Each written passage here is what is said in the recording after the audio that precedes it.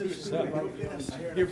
right, I'm going to call this meeting to order. It's time to start general government meeting.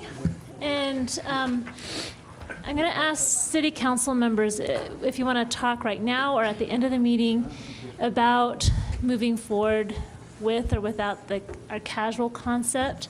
I mean, I want our conversation at general government to always be more casual than a regular city council meeting.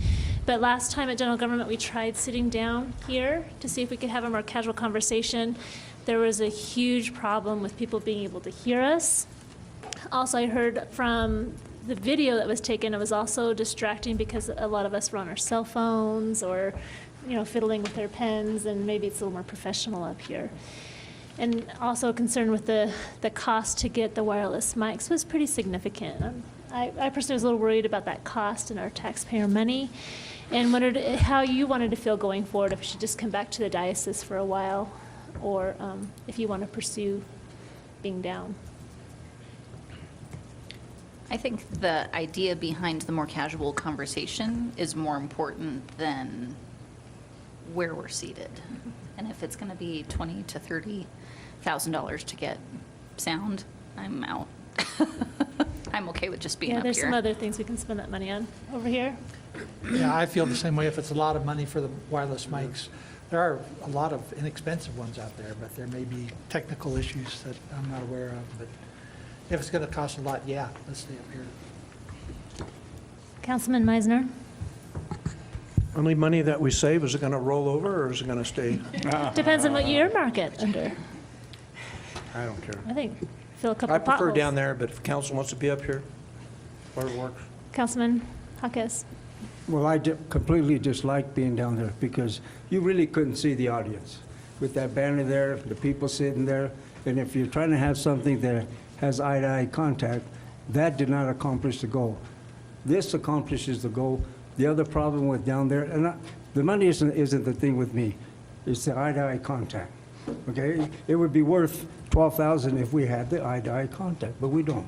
So I prefer this way, especially when they get up to the podium to talk about something, depending on where you're sitting, you're doing all that stuff. That's a valid point. So I don't disagree. I prefer this one. All right, Mayor?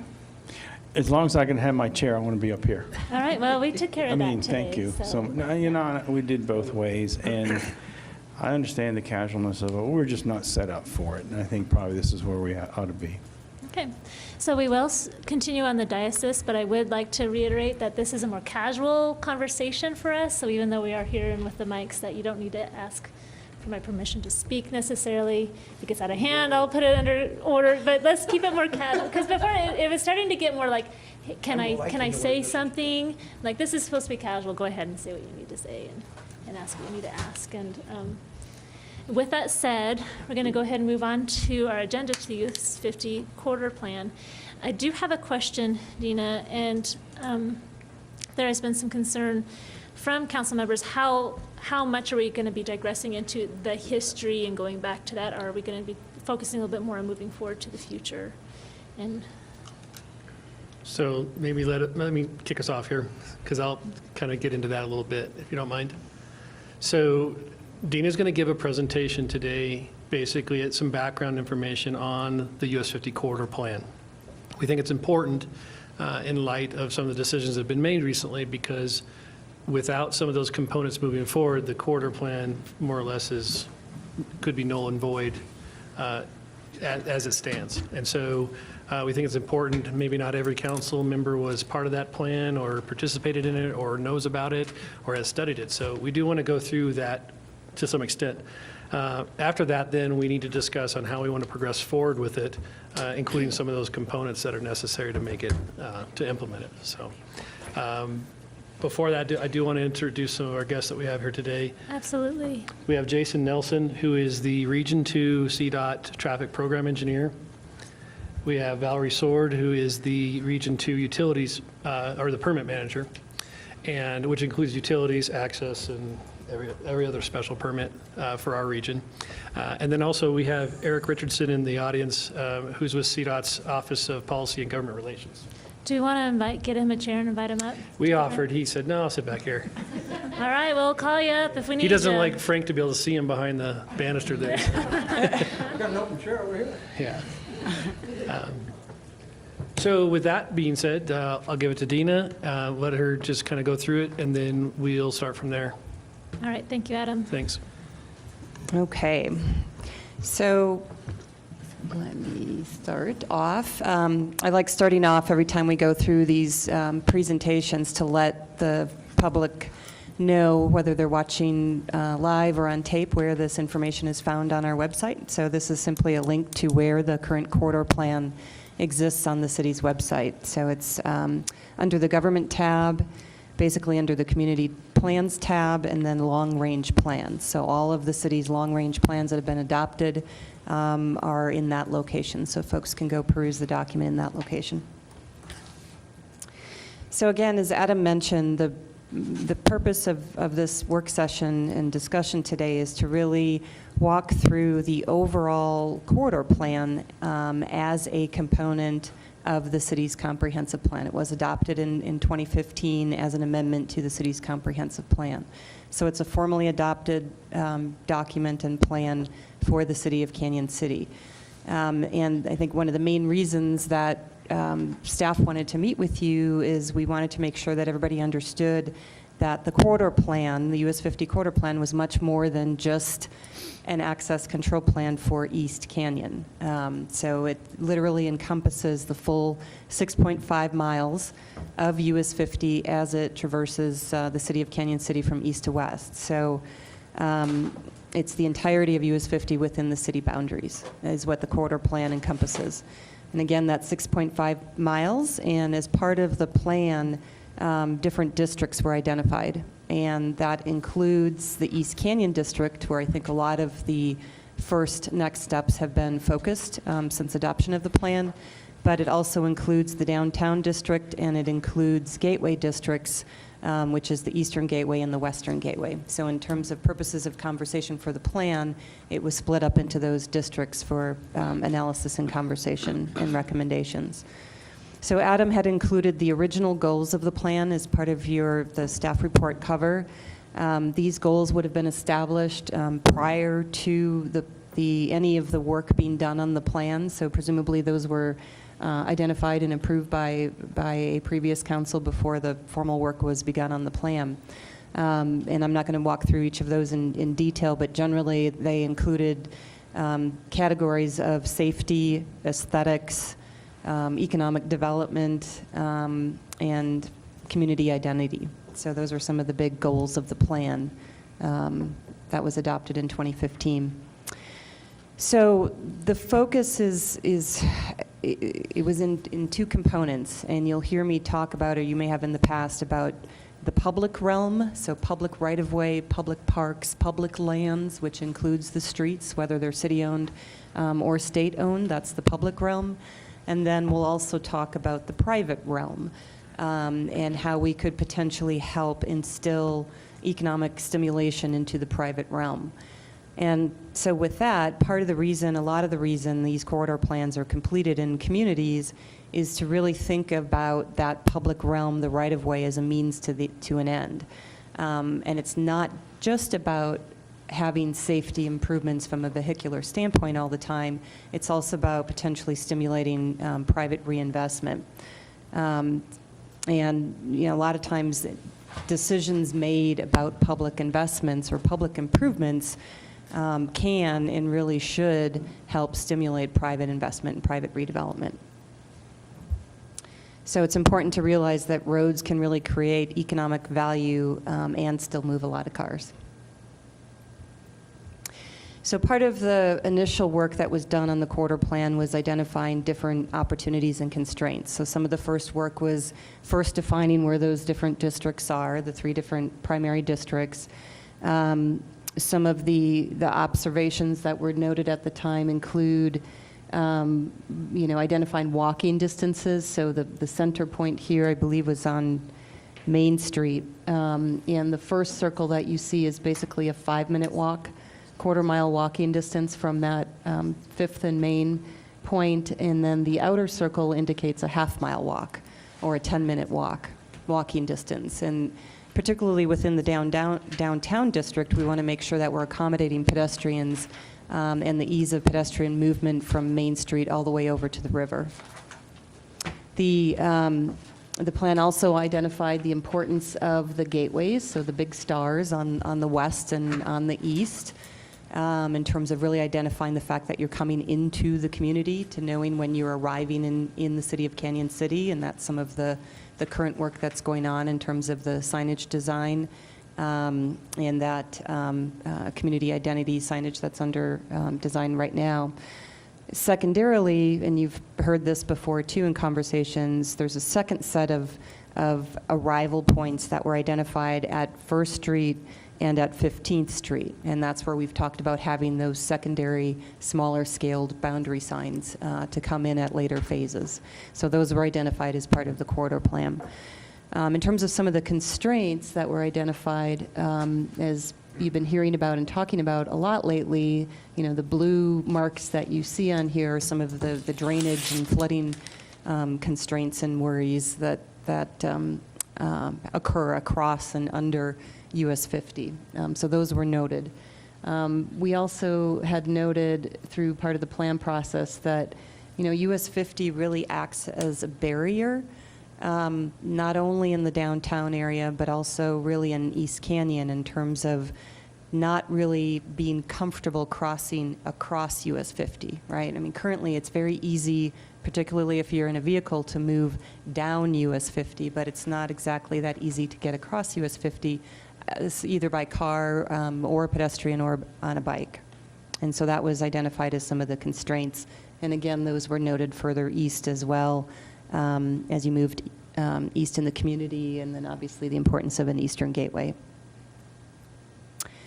So one of the key constraints that was identified and pulled out from some of the input that was received from the public at that time was a lack of vision to think forward 20 years for the betterment of the entire community rather than a quick win type attitude towards policy and modest projects.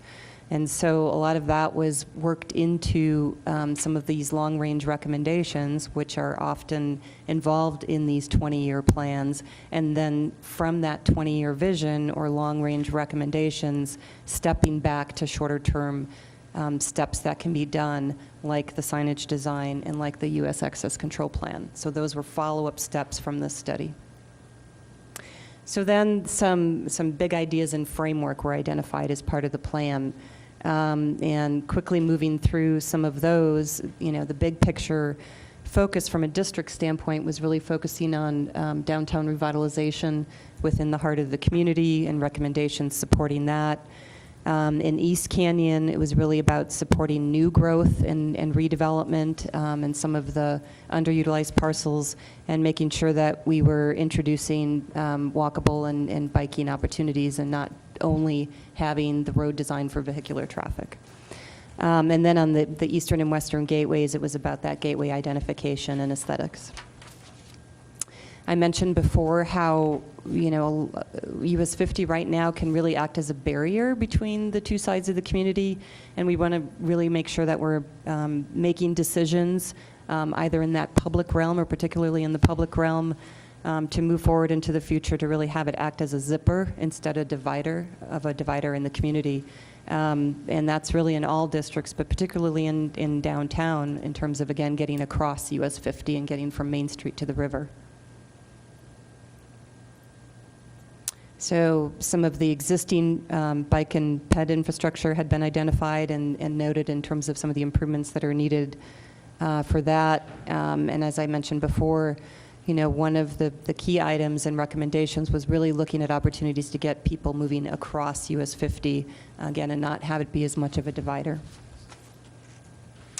We had also touched upon very loosely the current 4th Street Viaduct and that long-term, you know, eventually that will have to be reconstructed. And so if it's reconstructed, is there a way to perhaps realign that and have it be a better alignment with a recognizable intersection, say with 3rd Street?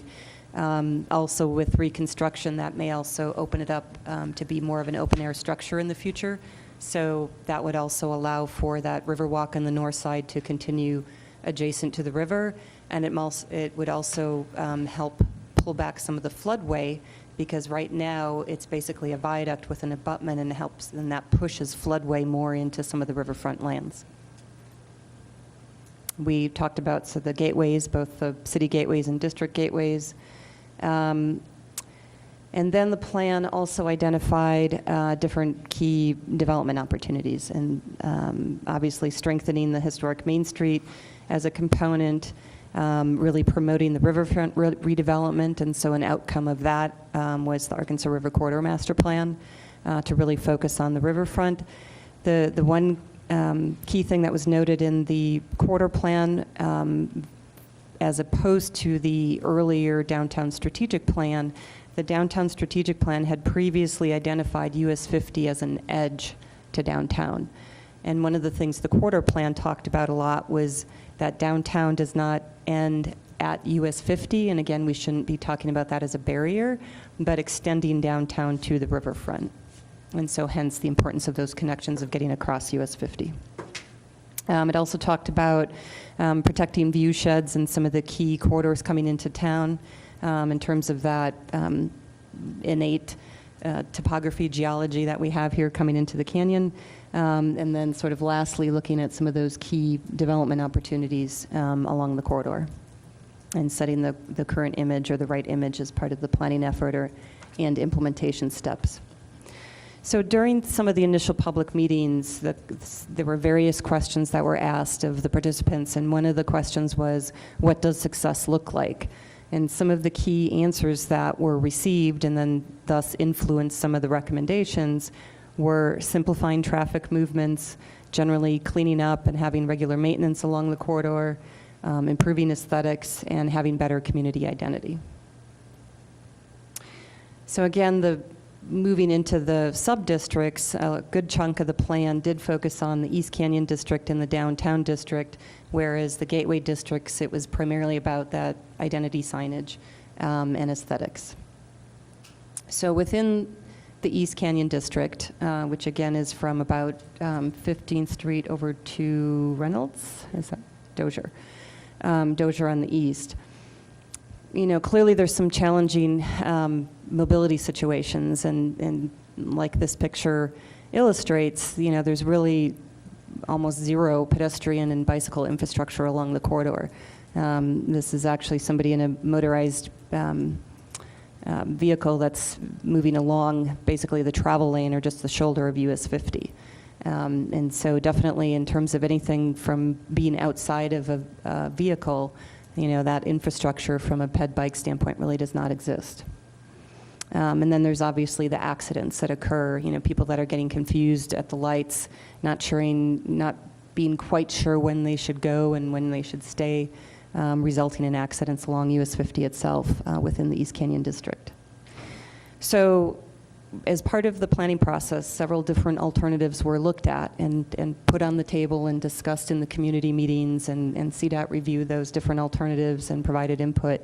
And we're not going to walk through those in detail. We can answer more detailed questions about them, but this is just a list of the different alternatives and options that were explored as part of the process.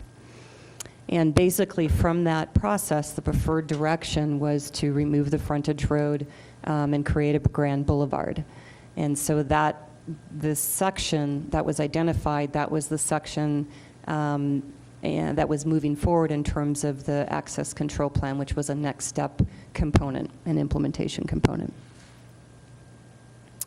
So part of the study also compiled some illustratives of what that might look like in the future. So this is a current picture of East Canyon looking west, obviously, and with the removal of the frontage road, bringing in basically a sidewalk as a new front door to businesses, perhaps reclaiming some of that existing frontage that's part of the frontage road for either future development, either building and or parking, but definitely making sure that we're creating a strong edge along US 50 and improving the aesthetics. This was an illustrative that was created about what that might look like in the future with the change in removing the frontage road. So then similarly, we looked at the south side, and there was a lot of discussions, and we heard a lot about folks that bicycle along US 50, and literally from Pueblo and beyond and back and forth on US 50. And so what if we could, once folks arrive within the city limits, really provide a protected multi-way path for those cyclists as they come into the community again, and not only getting to a safety component, but getting to community identity.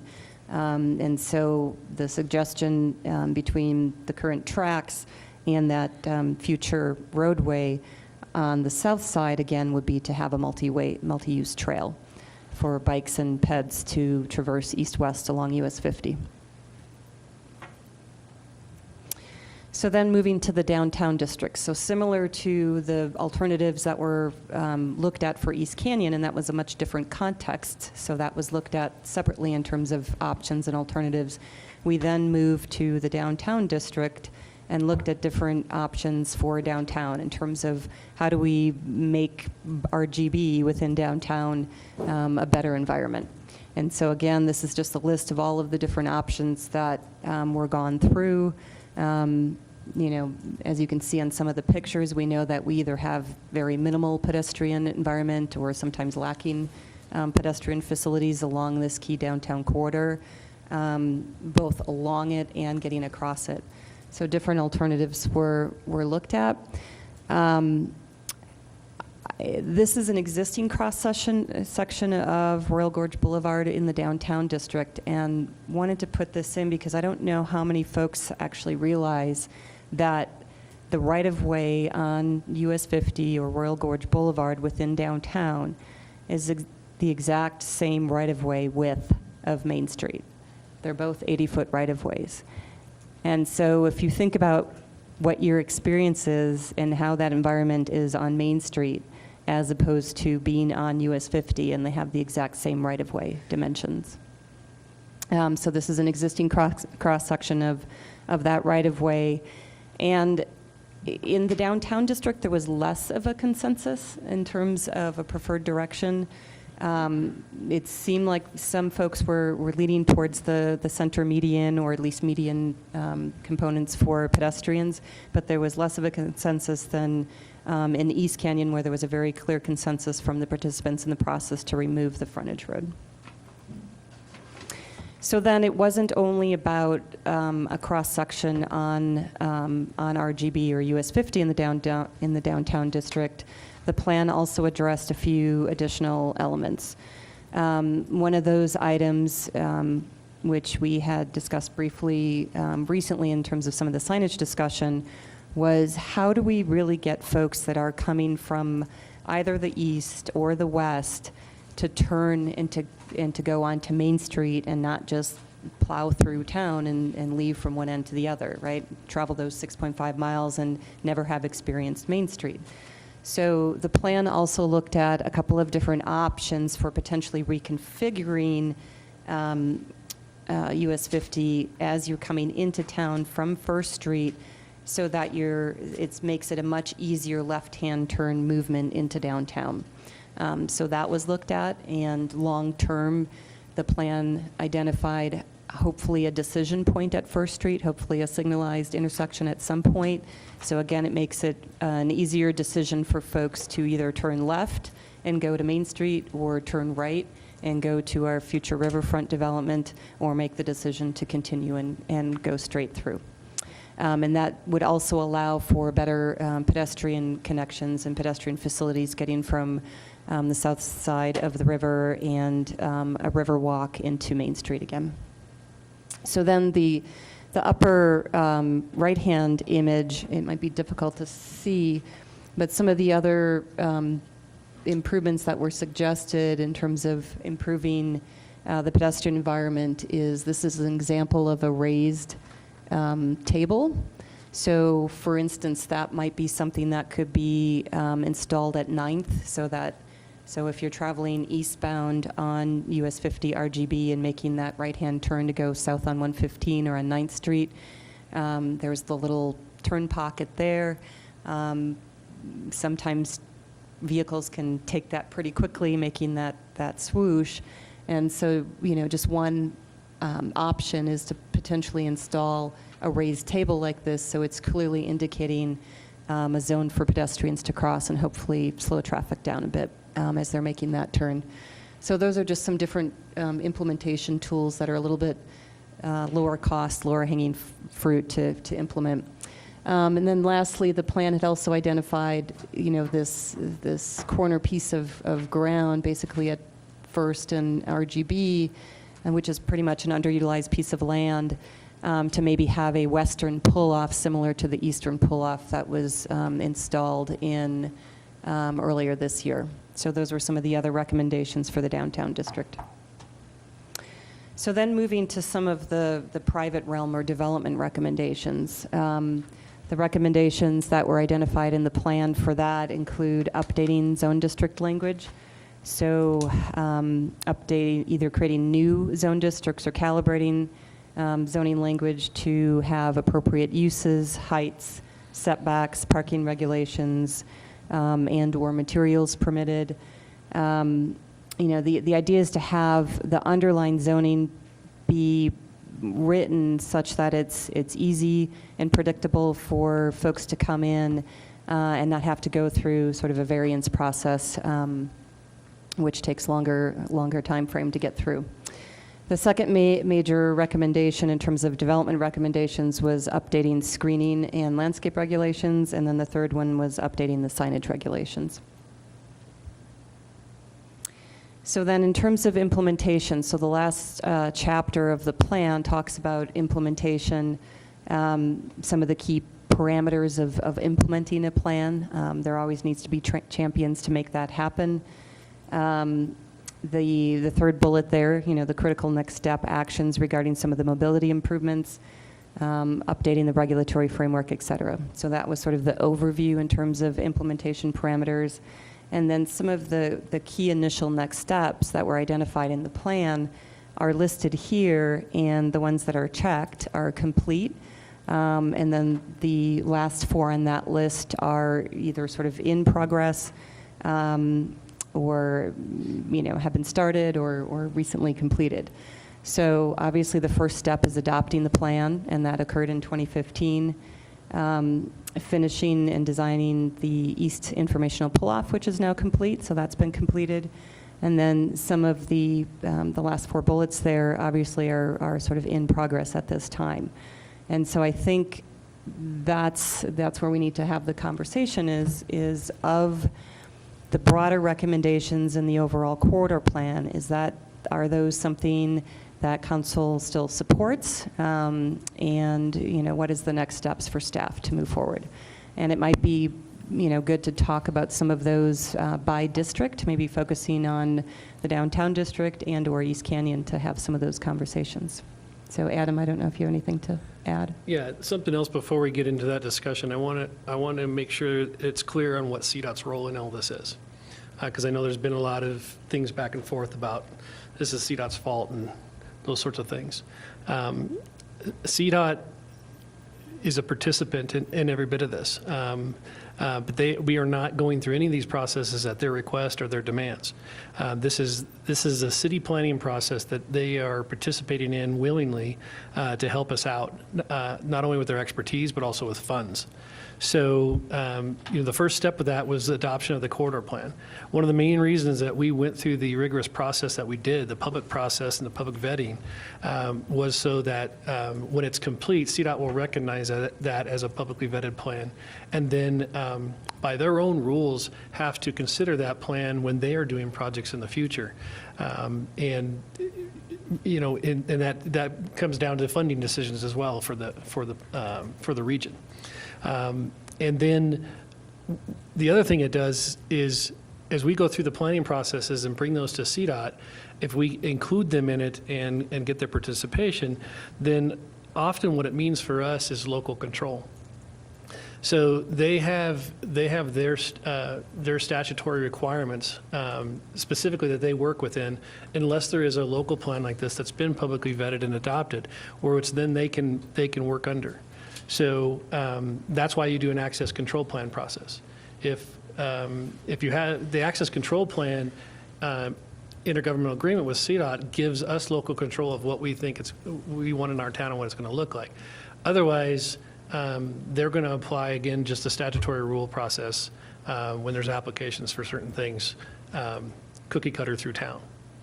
So I just want to make sure that's clear that of what their role is in the process of all this. This is strictly a city planning effort that then is supported by CDOT and adopted by CDOT in their planning and design processes. Okay, so City Council, where do you want to start our conversation? Do you want to start with the downtown pedestrian Well, crossing? no, wait a minute. That was not the intent of this hearing. This hearing, clearly, what I was told, which I never given any permission to be on that. I don't know who put that in there. Who the council wanted this? Well, when we were at. Well, wait a minute. I'm not Sure. done. Okay. So I do recall a conversation that we had at our retreat that said, where Adam had said that we were on kind of a time crunch and that we needed to make some decisions before the funds ran out.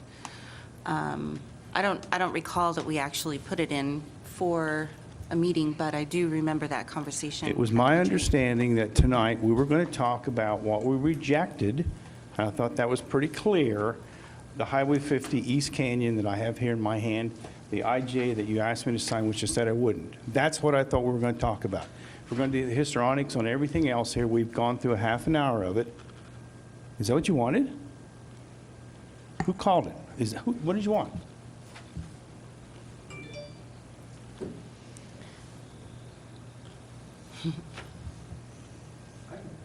I didn't call it, but I did have a conversation with the administrator in terms of the administrator relating to me that staff had concerns because we rejected their plan. I've got questions that are somewhat about the plan, and I had indicated to the administrator that my objection to the plan was a number of access issues that I felt DOT, which now Adam's telling me is not their responsibility or wasn't theirs. Somebody has to change some access issues that are going to directly impact businesses in that IG area. And if you can't provide a solution in the current plan, I just can't support it. I'm not willing to support a plan that has the parameters of, those are design issues we'll address in the future. Because historically, we typically know how those things go. In terms of the fact that it's in the plan and it's drawn on the map, so that's probably what we intended to do. But as we know, there's a number of businesses that are directly impacted negatively by that plan, and nobody seems to want to address that. And until, I guess what I'm interpreting, the city needs to address that, because you're telling me that the access plan, or interpreted, was a city plan with DOT involvement. So am I correct in assuming that those access problems are a result of your design? Who created those access problems? So, Mr. Meisner, I guess that's part of the issue is when this went to vote for adoption of the IGA, there was zero discussion on what those problems are. When we met with the property owners at the final draft, we had one property owner that met with us, and there was no way we could meet his demands for what he thought was a problem. So when you refer to a number of issues that need to be addressed in the plan, we as staff are. All of the issues that were addressed in the initial meeting, was every one of those issues addressed and corrected? Again, when you say issues, I'm not sure what you're referring to. We had a meeting. Because somebody has a perception that there may be an issue in the future with something. There's some of those things that we can't always address in this type of plan. I remember you specifically had a question about truck parking on the highway. That is absolutely a design issue and is never something that will ever be addressed in an access control plan. So the response to that issue, if you want to call it that came up as far as truck parking on the highway, can't be addressed in the access control plan. That is something that has to be addressed during design at a later stage. Because an access control plan is strictly just that. It's addressing how those businesses will be accessed in the future when the future project happens. I didn't bring my notebook, but in the first meeting, we identified a number of concerns with different businesses. And I'm going to go back and ask, was each of those concerns that those businesses addressed, or that those businesses had, were those concerns addressed in the plan? Every concern that we received was addressed. Whether it was solved to the satisfaction of the person, probably not. Well, I went through this. This is what I was given. That's what I thought we were talking about. Not the whole plan from one end of town to the other. And I underlined all the private property acquisitions, taking, or however you're going to do it, that are going to be required. Is that how you mean? Let's go here. It says access across agreements between parcels and a number and all adjacent parcels upon redevelopment, private property. As alternate driveway access to access number 5 required until direct access to new city street is available, private property. That's all what this is. Really? You're going to go down there and convince those people in that commercial property to give up their property for a driveway or something like that? Well, you got to remember two things, Mayor. I did remember. That's what I wrote this down for. We addressed every single one of these property owners. Well, I don't know if that's necessarily, because I get more feedback and more angst and more problems from people that looked at this that don't like it. And I know you say you talk to every one of them. I'm not doubting you, but something ain't right here. Well, I do know that they talked to them, but we weren't allowed to be privy to those conversations. And I don't think they knew the impact of it, nor the people back on Franklin that knew it either. This doesn't address parking. This doesn't address how all these tourists that are going through town are going to come off and do something. Where's the percentage in it for the town, since we live on retail taxes? There's no extra parking here.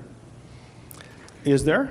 Actually, there is. We're talking about Where? We're talking about a net gain of square footage for development. Let's let Ryan Stevens. Just to go back, I was in the meetings with Adam, and after that first round, we actually marked up the map with all the changes that we made based off the feedback that we got from the business and property owners. So, I just want to back Adam up here and say that, from an economic development standpoint, we were working very hard with those property owners to address their concerns. Even at the second meeting, some of those property owners and business owners came up and, they told me they misunderstood the first intent of the plan. So, I think through the process, part of it was an education process, and being able to meet one-on-one, face-to-face with these property owners helped address a lot of those concerns. You mean to tell me they were okay with taking part of their property for driveways and stuff like that off their commercial property? Mayor, we're not taking anybody's driveways away. We're not doing that. What? So What are you saying here? some then? of the What did I ones, some of get? the ones that you're referring to, again, you got to remember the triggers for when something happens. And so we're not taking anybody's access away. So some of them have specific I'm things. not talking access, Adam. I'm talking about a portion of their land. No one's taking any of their land away. Really? What it says is. Did you all if- hear that? Yep. I put me on the record as saying that. We're not taking anybody's land Then away. it says so here. No, it says if and when they want to do Oh, something. if and when they want to do Yep, it. if and so when how are they you going to redevelop their accomplish property. that? Huh? The gun to their head, you won't be able to redo your building unless you give us the back of your property? Is that how you If negotiate? they want to alter their access. Oh, if they want to voluntarily do it? Yes, Oh. those are the triggers. We have some comments over here. Start at Frank and move up. I think we're getting, our emotions are getting the best of some of us here. The question I have is this, okay? How, because I'm looking at what you've said, and I'm looking at the plan that brings up a lot of the concerns that the mayor's bringing up, that we killed. We killed that highway business that dealt with those property owners and their land and everything else. That's a dead issue. Am I right or wrong? Is what a dead issue. The access control The plan? one we did earlier that looked at the property owners wanting to adjust this and all. We voted that down already, Yes, you right? did. And Okay. that's exactly why we're here today. Okay, so that's a different issue. That has nothing to do with what we're talking about. What you're talking about, taking stuff away from it, we killed that already. But what I see here is some of the stuff that we're bringing up conflicts with the project that we killed. And I'm talking about some of the stuff that you brought up with, let me finish, some of the stuff you brought up with the changes on the Highway 50 corridor as it comes through town. Because we're still talking about turnarounds, U-turns, and all that other stuff, which was part of that first one that we killed. And then the next question I have with regard to this is, did we talk to the railroad with regards to making sure we don't infringe with some of the stuff that you brought up with regards to changing the dynamics and the looks of that portion of the highway? So your first question about the two plans conflicting, the whole point of the access control plan was a next step from the corridor plan. And that's why we felt that it was necessary to come back and make sure that everybody understood the broader corridor plan, and that basically from the corridor plan, which is what I provided the overview of here today, and that was the broad point of the meeting and the discussion, was to get a sense of the entire corridor plan. One of the next steps of that corridor plan was doing signage design. We're doing that. So that's a next step from this document, right? So a next step is doing signage design. Another next step of that corridor plan was doing the access control plan, right? Another next step of this plan is looking at the specific pedestrian improvements in the downtown district. So then, because the access control plan was voted down, that now potentially affects the pedestrian improvements in the downtown district, and staff wanted to get a sense of, well, where are you on the overall plan? What components do we move forward on or not? Or do we just throw out the entire plan? Because in the East Canyon district, you said no to the access control plan, which was a next step from the vision in the corridor plan. How does it do that? So the question. How does it do, wait, Yep. how does it do that? How does it, because we don't like the concept that a consultant gave to us, which we obviously didn't like, there's other consultants out there and other ideas, we don't like that one. How does that stop something from going on downtown? Well, so when you say we don't like, do you mean the We this don't like- section, the removing the Dina? frontage road? Dina, we don't So like then the that's why we need to have this conversation, because this was adopted. Well, that's why we're asking. If East Canyon District, which is an adopted plan, this is your I adopted. got plan. it, Adam. What I'm Okay, saying is the so- consultants that came in with that plan Yep. that we saw the other night, we voted that down. Yeah, and that That is the plan- consultants. that plan- What about, is there other consultants out there that give us an idea? That plan was for eliminating the frontage road in East Canyon, which is what your corridor plan Then let it says. stay on state property. Do you, You're approaching. that's what we're across- asking. Mayor, we If you need to don't have want, a- if you don't want to go forward, if you're not committed to this plan, that's what we need to know tonight. That's the whole question. Yes or no on this plan, and we'll give $4 million back. It's not a big deal. Just do it. That's the question. The question at the retreat, which was, Mr. Meisner, I asked the question, I said, we are at risk for not moving the corridor plan forward based on questioning whether you guys are committed to the corridor plan or not with the access control plan. So there's really no decision to make. We don't, if we just have to do it because we don't want to. You don't have to No, do we it. have decisions to make if we can have We can only move the forward on what conversation. plan You we just said currently we have to give $4 million back if we don't do it. Well, Where's because- that? Okay, you want pedestrian improvements downtown, okay? So we don't get that unless we give them that. Well, No, Mayor, you're not understanding the no, process. that's not. You have to have an access control plan in downtown Okay. in order to do your pedestrian improvements. And if you don't have a stomach for approving access control plans that Let's not restrict get access, personal, please, Mr. Adam. for restricting access, Has nothing to do with stomach, it is common Please, let's sense. not get personal here. I'd like to have a little bit more control in this conversation moving forward. I came here today knowing that we needed to revisit the entire plan. Did you have that understanding to see where we want to move forward and where we're comfortable? I understood, with all due respect to everybody, is that staff would represent the overall macro plan to help re-justify visiting the access plan. fundamentally, I'm against that, but I understand, and I've indicated, I'm willing to revisit the access plan if whoever's doing the designing wants to listen to the businesses and myself about closing off some streets that directly have a negative impact on businesses.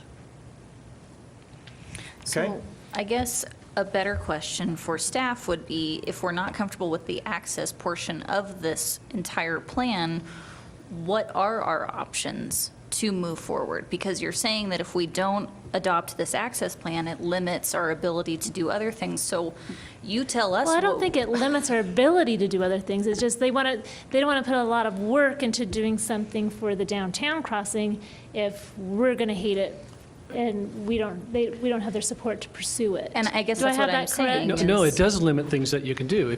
If you want an aesthetic improvement, you want a landscape median in the middle of the highway, you're gonna block somebody's driveway. Right. So that means an access control plan and a change to the access to that business. And again, if this council's not willing to do those sorts of things, which are tough decisions, I'm there with you, then there's no sense in wasting our time on. Are there other More- portions of this plan that can move forward without discussing the access portion of it? No, I don't think so. Probably the wayfind Just the signage, that's it. wayfinding. Yeah, and we can do But some we of can, the but we code work. we can choose not to talk about the East Canyon access plan. We can choose to talk about, Right. But there was the suggestion that because we don't have the stomach for the East Canyon plan, we're not going to have the stomach, I guess, for a downtown plan. Yeah. Well, that offends me. You're Well, telling me that because I don't want to approve Plan A, I don't have the ability to listen to Plan B. it's not that you don't have the ability. It's the concept is exactly the same, Mr. Meisner. Well, let's let's see that concept. So if you say that we're not going to listen to the business owners' issues and we don't want to negatively impact their access, I know that's going to happen downtown. So we shouldn't, if you don't want to do that in East Canyon, why would you do it downtown? It's just, There's a line there. I realize we're going to have some negative impact. okay. Some of those businesses, you've got to buy a lot between Franklin and the current highway to have access. I realize there's a trigger that has to happen at a certain point in time, and that's the design issue. But I just have a real problem. But that problem between an access between a parking lot and Franklin, that part is dead. We killed that already. That part got killed the last time we Let's had go it. home. Okay? This has to do with something completely different. That's not what he said. Well, no. Didn't we kill that project that had to do with from the frontage road and The all the access corridors control there? plan for the East Okay, Canyon that plan's area. dead. He Yeah. just said it. Yes, but what we're saying is that I understand what you're saying, okay? But they keep wanting to bring up something that we killed, and we don't need to bring that up. My looking is this, That's what Adam said. and I don't know whether it makes sense to anybody here, but it makes sense to me. I think what we should be looking at, and get rid of a lot of stuff, because the problem that we were looking at down the roadway with Highway 50 and places like the Conoco Station, which is out there now, and all this other stuff, getting pedestrians across the highway safe and sound, and all this other stuff. I think what we should be looking at is what can we accomplish with regards to 16th Street to First Street that we can look at, because there's a lot of problems there when we talk about getting folks across the highway safe and sound, which was a lot of things that people looked at, okay? And, because they brought up the fact of, do we put an overpass, an under tunnel, and all this other stuff. I'm not saying that what you brought up isn't a good plan, but I think what's happening is it's taken away the true focus that everybody needs to look at. They still won't get it out of their head of what we killed the last go-around. So, John, yeah, please. I think there's, well, I'll try.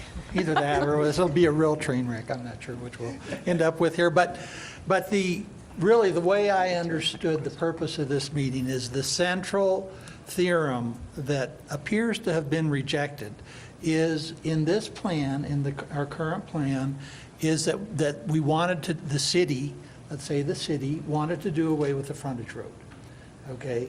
The problem that we've got is that the plan that was brought to us divided the citizens pretty much down the middle. And I would say in response to that, looking at the plan, there was not enough access in the access control plan for the businesses. The question is, are we so wedded to the idea of having a median with U-turn bays and things like that? Where are the options there?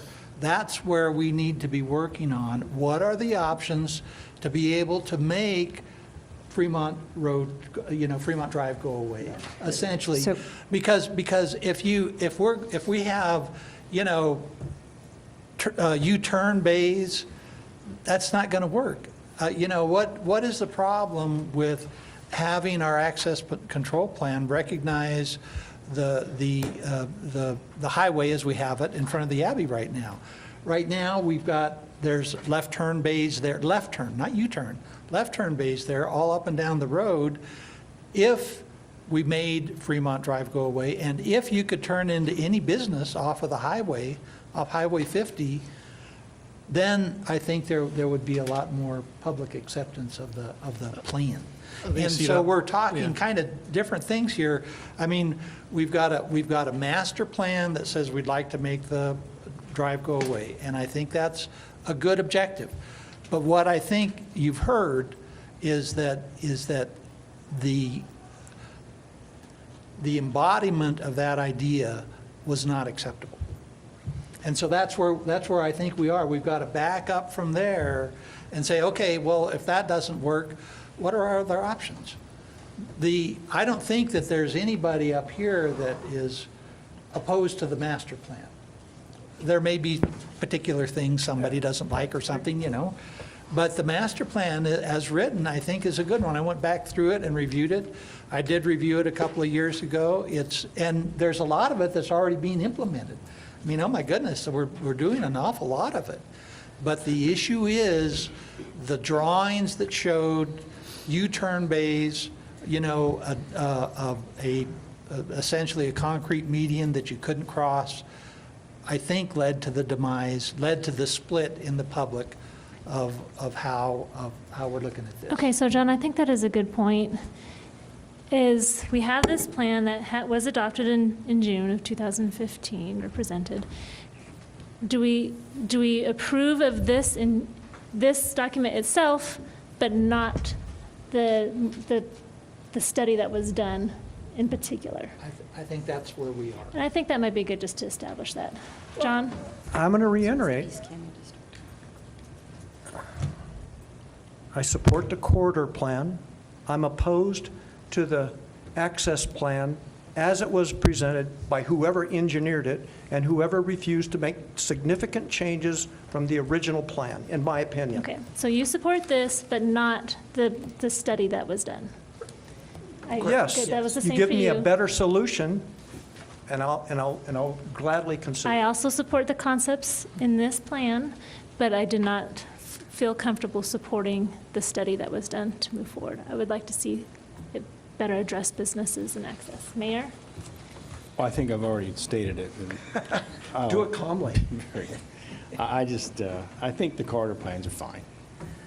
But you're venturing off onto private property and everything else, and access, we want parking. We want your damn guardrails out of there. They shouldn't have been there, in my opinion. And you have state property, you have Fremont Drive and all that weed patch from there on. That's yours. And you're asking us to pay 20% of the cost to rejuvenate it? Is that what I understand? Go ahead and So comment. that's off topic right now. Okay, off topic. I'm okay We're with, gonna yeah, go this through this the this is rest of this the- is okay. This is expensive, but okay.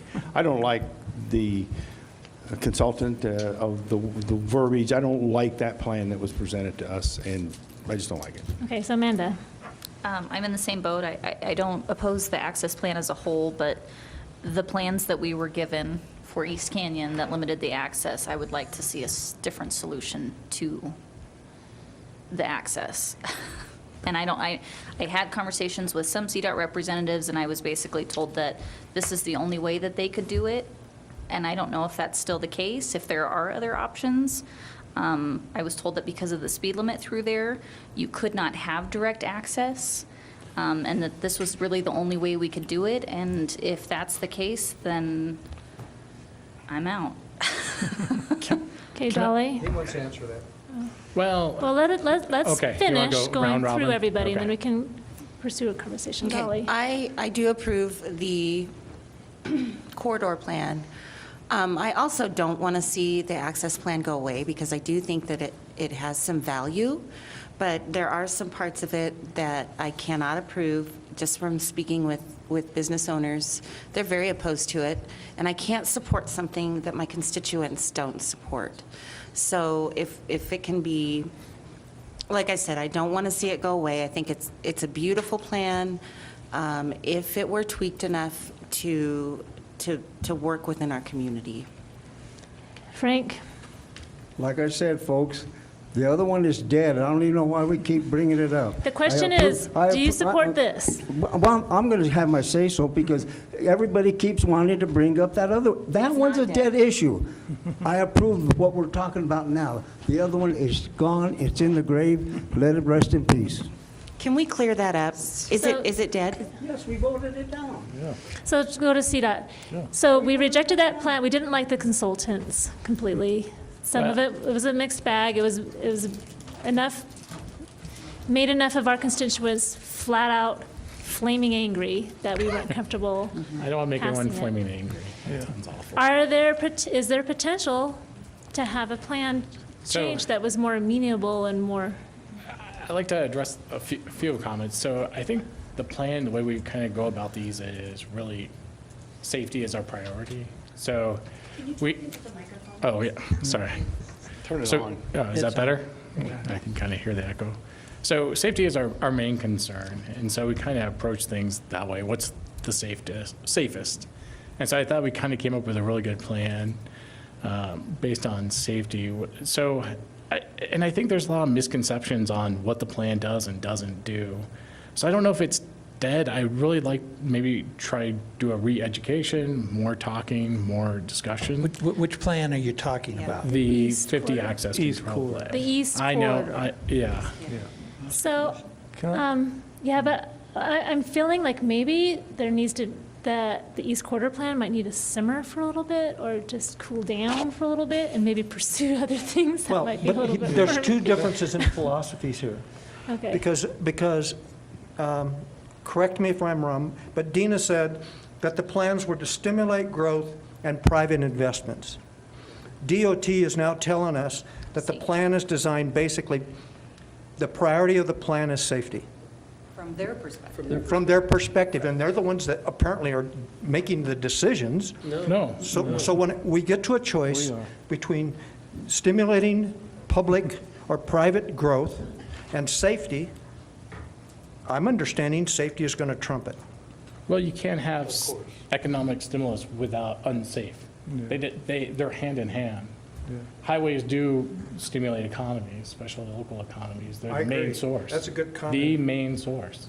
That's a really So, good comment. but if you're killing people, you're not going to have a really economic benefit. In fact, it costs money when we have accidents, whether it's directly to the person, but I think it's a community-borne cost. There's also two issues here. There really is. There's the, killing people or killing businesses. And if our choice is Well, I'm not, being, no. Don't well, answer. let me finish. Let me finish, please. If our choice is to restrict access to businesses so much that they're screaming about it, we're in the business killing business. And we've got to be able to balance that, just like you said. Right. There has to be some balance here between access and what you may like. So I think that's the miseducation component I'm talking about. I think there's this really perceived notion we're going to take away accesses. And The plan does. Well, wait. So if you own parcel B and C. I'm not going to take away your access. Believe me, this is, now we're talking politics. No. And there this are, is no, very excuse Okay, me. so plain let's- definition. Excuse me, Let that we are talking politics Sure. because there are people out there that firmly believe you're taking away access. No. And, swear. and I tend to look, when I look at the plan, I believe them. We're taking away access. We're making all kinds, people have to go through all kinds of gyrations to get to their place of business, to have people get to their place of business that is not palatable to this community. I got a story, and then I'll quit. I promise. So I was born on the south side of Colorado, or Canyon City, so I understand the divider at 50. So recently, you guys have a Starbucks that kind of came up, is being built right now. They reached out to us and asked us to restrict their access to a right-in, right-out. And I said, you guys go ahead, put your own sign up. We'll support it there. We'll do the permit document. So good access control is good for business. And so big companies, good companies who are successful companies know this. So it really does drive businesses. So when the Starbucks come and whatever the future of Canyon City is, I'm pretty excited. I think some really good stuff's coming. These are the kind of things, as a community, you guys have decided, this is our vision. This is what we want for the new Canyon City. This is how we want to grow. We want to do it smartly. We want to do it safely. But I think there's a real miseducation. I'd love to sit down and talk more. Not with the microphone. I'm not We very offer good a at this. suggestion, though. I mean, it's fairly clear that we should put the East Canyon Corridor Plan to bed. To bed for a Whether while. you ever want to wake it up again, that's your prerogative down the road. But let's move forward. And as Adam had indicated, are you open to looking at access control between First and Ninth? Because you've already endorsed conceptually a plan for mini medians and, safe for pedestrian crossing. If that conceptually is still your goal, then we have to take it to the next level and see what works in the field through access control. That's what we really need. Now, and if it works, I hope it does, and we have these improvements, maybe we can go back and revisit the other chapter. But right now, we suggest closing that chapter and starting a new one. So I want to say,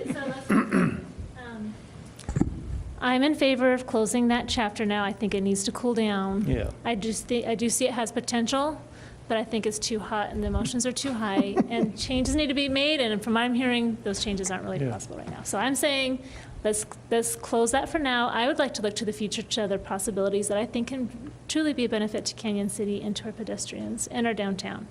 That's my vote. Frank, do you want to put that to bed and move on to other parts of the corridor? Say yes or no. Do whatever you want.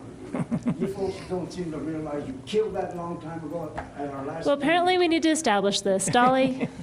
I agree with you, Ms. Smith. Okay. Yes, but I would like a personal one-on-one with the gentleman from CDOT, but I say yes. I'd like to Okay. sit and talk You guys, with you. you guys will get together and talk. Yeah. John? So I'm a yes. Jim? Sure. Okay, so, But it depends on the plan. Yeah. depends, Does right, okay. Just to be aware that So we're going to let's go through an back again access next way. discussion. What is your top plan that you want to look forward to in the future Well, from here?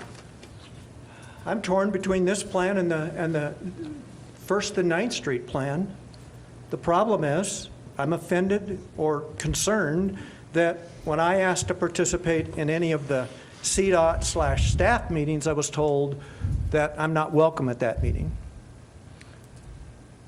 When we first talked about the pedestrian access from 9th to 1st, we were specifically told that there would be one-on-one meetings with each of those businesses that we know are going to be impacted in some form or fashion, but that we would try to minimize that. And I will bring up a name in terms of the Big Daddy's operation. Yeah. Okay, so we can talk about that issue. What I need to know is what is your top priority project moving forward? I think the 1st and 9th Street, assuming that we have some council involvement in those low-level discussions. Okay, your top priority moving forward.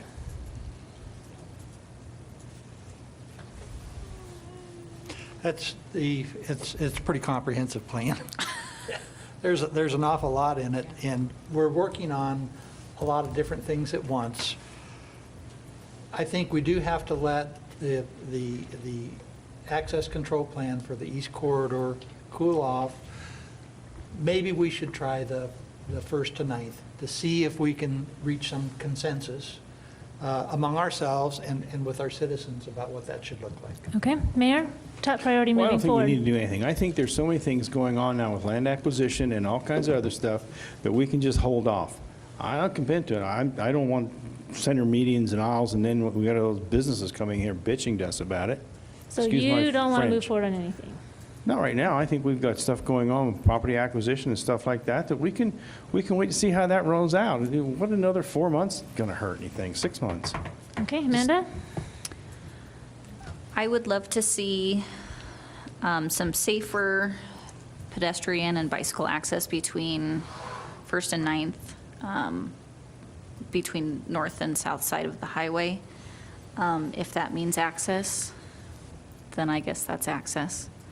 But I think they go hand in hand. yeah, I think that that's important. I know we had talked at one point about doing a crosswalk or two, and that was approved.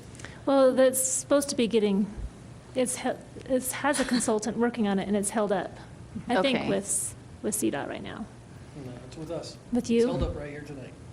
Okay. The Why is it held crosswalk up part here of it. today? See, there's that. Yeah, because we've been waiting, we put that to the consultants Answer over that a for year me. ago. How's Well, it okay, we're held getting up? off topic again. I'm getting myself back on topic. First and Ninth Street is your top priority. Dolly? My priority is First through Ninth Street. I think that it's a very progressive area of town, and I'd like to see it come a little more into fruition. Also, we have a lot of pedestrians that walk up and down, bike up and down, and I think moving for a safer area for pedestrians and bicyclists would be great, along with the business owners. Okay, Frank, what's your top priority moving forward? I'm glad we whittled it down to something we can look at. I don't have a problem with First and Ninth Street.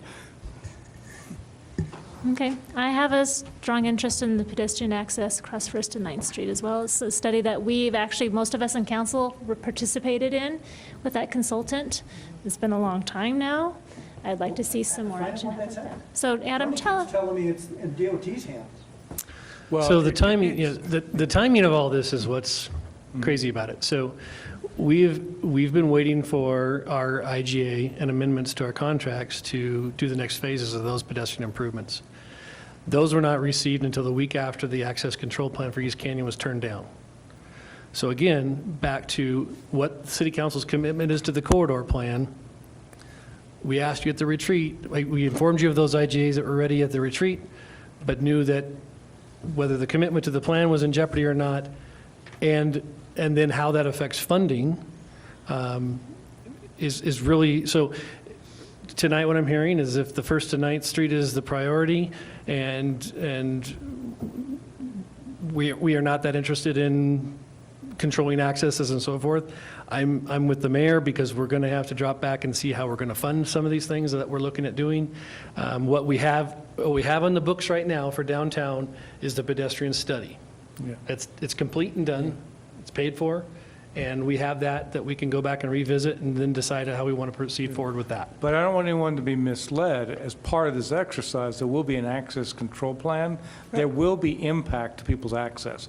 Let's not fool ourselves. It's a question of whether you can live with those impacts Right. as part of the fuller plan. And that's what we need to find out. And that's what we did with the first one. And I'd like to ask CDOT, because we don't have a problem, but does CDOT have an issue if individual council members sit in on those business meetings? Because I understood in the past that was an issue. I'm not aware of any Because if not, requirement. we can. It wasn't CDOT that necessarily had an issue with that. It was more of a legal opinion as far as you're going to be sitting for public hearings and approving things. Again, it's back to you're participating in a process before it's decided before full council. Well, just listen, don't say anything. You know, Are we having, would we be having a hearing on that on that access plan?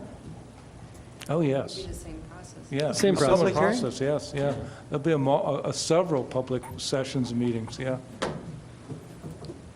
There'll be a public hearing before the presentation of the ordinance. Yes, absolutely. Absolutely. Adam's got a point. Yeah. You'll have individual meetings. I don't know if you'll go with 2 sets of meetings again like we did last time with the businesses, and you'll have several public meetings. So there'll be a lot of public input, and transparency in the process. Can we sit on the business meetings? If they don't have a problem, we'll double check with attorneys, but maybe if you don't say anything, it's Well, not a it problem. always goes back to what are the attorneys going to say? Yeah, I Well, got it. they're, Well, well, if we're in a I know what quasi-judicial- you're, I know. So we have to buy a pig in a poke, maybe. Or even like Can I visit All right, let's get focused back in. So we are interested in going from first to ninth. City Council does have interest in hearing from business owners.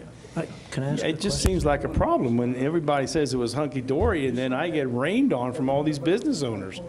What happened? Well, I Did they know that forget the discussion? we want to, I remember saying specifically, we wanted to have face-to-face conversations with each and every business owner along First to Ninth. Whether or not City Council can and should be there is important to know. I don't know that this is appropriate, but Dina made an interesting comment that kind of jogged a memory point in terms of relocation of 4th Street, in terms of an option, that would open up some passageway between the river corridor and Main Street.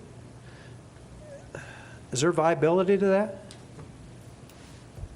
Or is that still back to that plan, Tony? That plan that we looked at originally with the crossing, yeah. at one point had looked at 4th Street, but I thought that got kicked out at the $17 million price tag or something. Yeah, I mean, Those were two separate there, items. but there is an interrelationship. I mean, could we look at your concept? Yeah.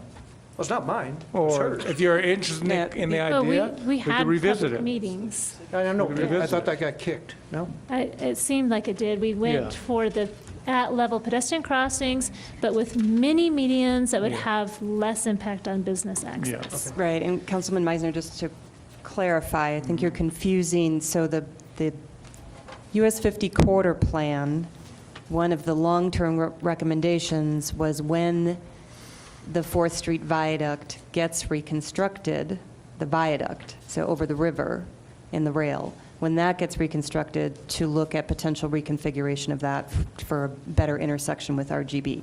That's separate from the pedestrian work that was done about a year or so ago now that looked at a grade separated crossing over RGB. Those were two separate items. I didn't think it was, but go ahead. Tony, where do we go from here if we want to make this a priority? Where We'll do we bring go? you the IGA back so we can get this process rolling Back. again. What IGA? Well, we'll bring you, so we can get an agreement with CDOT for the access plan to start this process, have the similar process that you just experienced through the East Corridor plan. Get that underway. So the IGA will actually have a construction plan, essentially? No, well, it's to kick off, first order of business is they have to do an access control plan to see how this design would work. They're going to have to reduce, to be frank, they have to reduce the number of access points on the highway. There are just too many. It just doesn't work to make it a safe environment, coupled with the addition, even though with their mini medians, they will block some existing access points. Right. We want to be upfront about that. We'll try to minimize that. That's why you chose the mini approach versus a standard median. So that has to happen first. So my question Yeah. is this master plan not sufficient for an IGA? No. Because now we need the consultants to come on board and do that work, and then go through the process like you just recently experienced, but hopefully we'll have a different outcome. First of all, this is not as a complex region of the corridor. We probably picked the most complex region, which may have been a mistake. Let's start with a simpler, though it won't be simple, but a less complex region of the corridor, and see if we can create a win-win scenario I think that between we're- public safety, aesthetics, and the business community. And accessing the river corridor, because we're Yeah, hoping to yeah, see yeah, development yeah, happen yeah. there and help promote that. But make no mistake, development. there will be some oxes gored in this process, because it's a plan that's not feasible without some limitation of access control to the highway. So we just want to put that out And front. can I get one more clarification, because Adam's saying that there's no more money, we have to find money. Originally, when we started doing this access plan for First and Ninth Street, I thought there was $2 million that could be spent. from to CDOT. implement, from CDOT to implement I that. apologize if it came across that way. I'm not saying there's no more money, there's no money. What I'm saying is the funding partnership is at risk if we're not willing to follow our plan. Because this is what's been publicly vetted and adopted. So we can't just go to CDOT and say, So, we want to do something that's not in the plan. They're going to say, go back and amend the plan, which is okay. It's just that there's timelines involved in certain things. Doesn't mean there's not future funding. That's why I took the mayor's suggestion to heart, where he's saying, you know what, you need to cool down for 6 months. You got to reanalyze this, figure out where we want to go forward with the plan. We can bring you different ideas, and then go forward in examining funding in the future. Ma'am, yes. I'm still confused. In my weekly meetings, I'm under the impression that you keep telling me the whole pedestrian plan, we're waiting on DOT. Because it was linked to the East Corridor Plan. Now that that's behind us, we should be able to go forward Why is it linked? They're because of the issue of the access control plan. Because of the processes. Yeah. That if you're going to get, paralyzed by having to make those tough decisions, then how is it going to play out with another section of the highway? But we need They a whole some level different of access confidence plan. that if they expend this money, Right, so- there's going to be a different result. So an example is, we went to CDOT Spent a lot of with money. our plan, and we said, we don't have any money. We want to move forward with the East Canyon access. That's what we think is low-hanging fruit and is important, because mobility out there is a disaster, and so is business access, okay, off the frontage road. So we said, can you help us out? And they said, yeah, we have some money. So CDOT, to help us out, paid for the access control plan. They paid for it. So now, we've denied it. We've turned it down. We've took all that work and said, nope, we don't like it. We didn't come back designed and say, change a couple things. We would love to change a couple things. That's what I'm hearing Jason say tonight. We would love to sit down and talk. Okay, we already said we're putting that to bed, so we need to put that to Well, bed. but it ties into the funding. So again, we're not going to go to our partnership that we had in the last project, where you took all their money and then said, no, thanks. They're not going to fund anymore. So that's So in what, other words, may I interrupt? Yeah. You're telling us that we go to a partnership, and whatever plan they come up with, we got to accept it. That's what you're essentially saying. no. Yeah, it is. No, you're saying it's dead tonight. You don't even want to talk about it. Yeah, so we're gonna moving cool it. on. Yeah. So the question is, So- we want to move Put it forward on and look ice. to the future. We actually do have stomachs to make tough decisions, and we have Yeah. on many occasions. And for some of us, large So I'm ones. going, so do we still have a partnership with CDOT? Can we move forward with looking to Yeah, I guess that's a good First question. tonight? So the question is, do you want us to pay for the access control plan? Again, is that the question? We want to know what kind of partnership we're going to have with you. Oh, that's a great question. I'm trying to ask you guys. It's the very same question.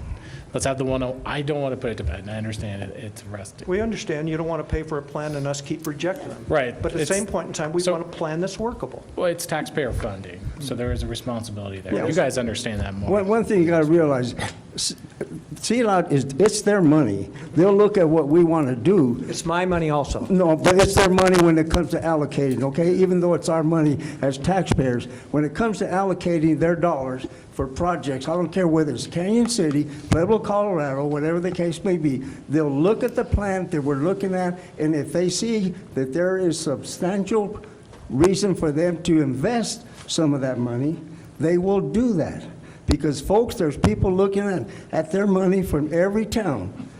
And if somebody else comes up, how do you think we get these grants for safe streets? Okay, because we show them, we have a plan, and they say it's a feasible plan. We will be willing to invest our money with that. They're not just going to come out and say, you guys come up with whatever you want, and we'll give you the money. They'll look at it with regards to how they allocate their dollars, because it's their dollars, not ours. Okay, so again, we are interested in moving forward with First to Ninth Street. We have an interest in that. What kind of partnership can we continue to look forward to the future together? Thank you, Ashley. That's a great question. So I guess, how do we prioritize our funding? What kind of funding can we use for this? It's a great question. How do we do that? Do we put it in the list of the 100 other requests? And so there is some truth to risk analysis and payoff, right? We really want to see some kind of return. Do we have it here? No. First to ninth, will we have it? I don't know. There's a certain amount of risk. And you can kind of see that from this side of the table, Well, and couldn't I you? think something to take into consideration is that we have been making investments between First and Ninth Street. We are looking to making more investments between First and Ninth Street for economic development with a fresh look at that river corridor development. This is fresh, this is new, there's lots of potential there. And there's been property acquisition. And property Things have acquisitions have changed. already have happened that we've already put money down on. So, but the risk and reward, just making sure that we're communicating, is the reward from CDOT's perspective is increased safety, which means decreased potential for accidents. Is that correct? So, well, no, it's not that.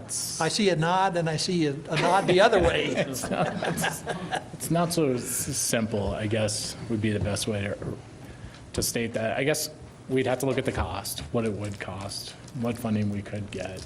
Then we just prioritize it accordingly. Okay, well, let's have some more conversations, I guess. Tony, looks like we have some more conversations to be had. Yes, and at the minimum, I think we want to invite them to our Christmas party. Are they bringing gifts? I think the gift giving is on our side right now. Well, that's your opinion. Yeah, but no, yeah, I agree. We need to continue to work on this relationship. But I think the council is on record in supporting the concept of these safety improvements, these aesthetic improvements on US 50 between First and Ninth, so that's established. There's much greater public support based upon our citizen surveys for that. They're right. The East Corridor plan was split right down the middle politically. So it's probably the wrong place to start. We should have started First and Ninth, developed some momentum, some credibility. So that's what we want to do with you and with the public. So we'll work on that. All right, Dolly would like to say something. My hope is that this access plan for the western part of Canyon City will be so successful that it can make our eastern corridor or eastern access plan seem more feasible. Because, like you said, if we start small and we are successful, then people might start to gain momentum in supporting an eastern access plan. That's my hope. So I'm trusting you as professionals to come back with a great plan. Yeah. I think that, can I also just let you guys, we've put quite a bit of money into the eastern side of US 50. And we spent quite a bit of money studying it still. So we do want to make improvements to there, because there is a mobility and safety problem. And I think it's important to say that when we're saying we're letting that kind of cool down, I know, simmer down, just- it's not, the machete has not come out. Okay. I think that there's still a heartbeat there, that maybe, and that we just need to give it some time before it gets. I know we can't have a perfect plan. I understand that. But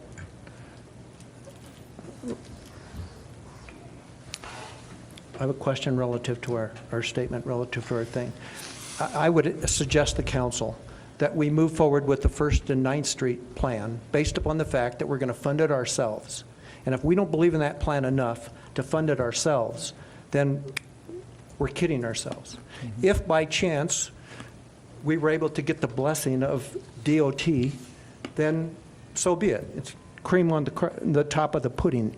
But I think we need to move forward assuming we're going to pay for it, because we're making independent decisions and not living by the rule of DOT. And if that's the cost for making those decisions, I'm willing to do that.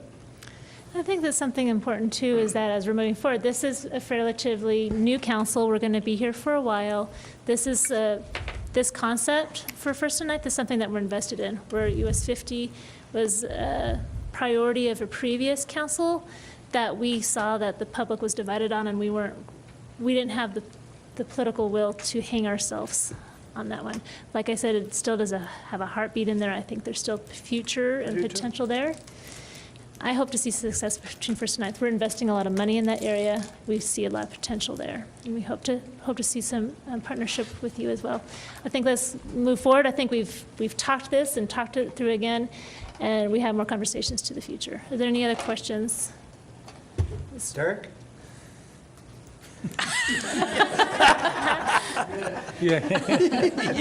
All this talk of machetes and death and heartbeats. He thought the and streets were killings. violent. I figured that's why they brought him in here. And Merry Christmas. We'll see you on Friday. Yeah, we are adjourned. We do appreciate, I Yeah, appreciate you you said- people taking the time to come, and, you know, And we do appreciate, please know, we appreciate the investments that you have made in Canyon City for the future, in the past and in the future.